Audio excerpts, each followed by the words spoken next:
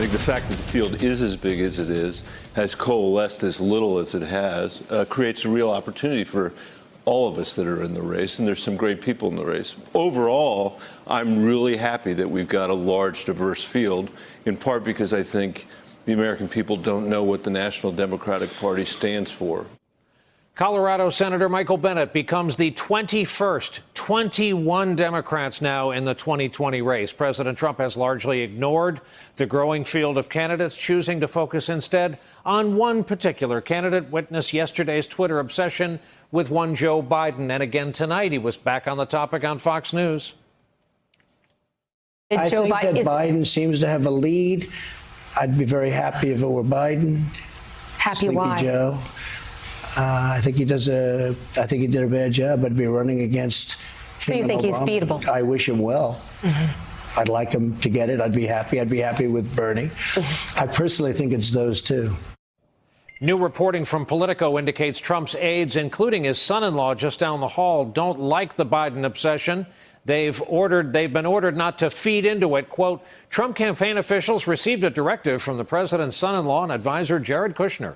Don't meddle in primary politics. According to one aide, I've personally asked him to stop. It's not helping us. It's helping Biden. We don't think Biden can make it out of the woke Democrat Party, but he will if the president gives him oxygen.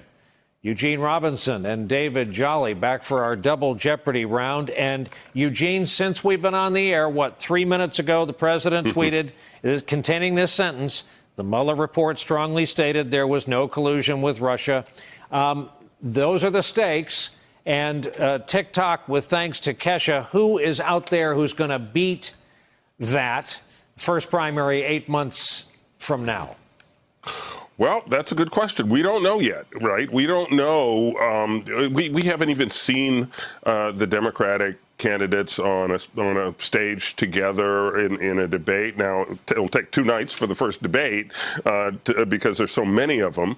It'll be harder, I think, for somebody to break through in that setting. But it's going to take a little time. Joe Biden, I think, had a pretty spectacular launch to his campaign, and he has been aided greatly by President Trump, who has reinforced Biden's narrative of a one-on-one between Biden and Trump. That's been good for Biden.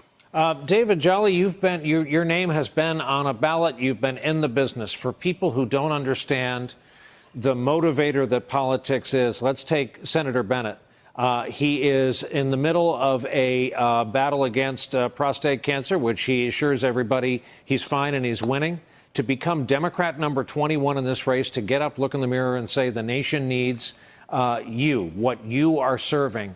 What does that and what will propel him? Because it's crowded.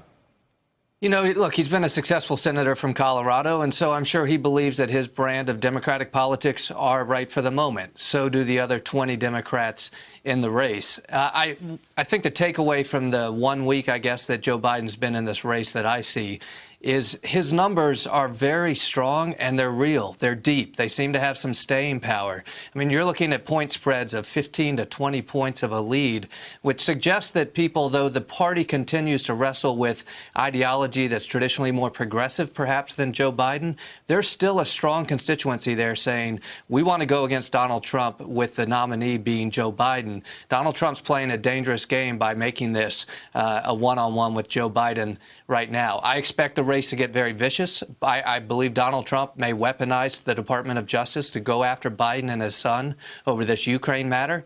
And I think in the Democratic primary, you're going to see Biden get attacked saying he's not progressive enough. And the question is, will that work? Is Biden's constituency actually that constituency that's okay with him not being progressive enough or not? We don't know that yet. We'll see. Hey there, I'm Chris Hayes from MSNBC. Thanks for watching MSNBC on YouTube. If you want to keep up to date with the videos we're putting out, you can click subscribe just below me or click over on this list to see lots of other great videos.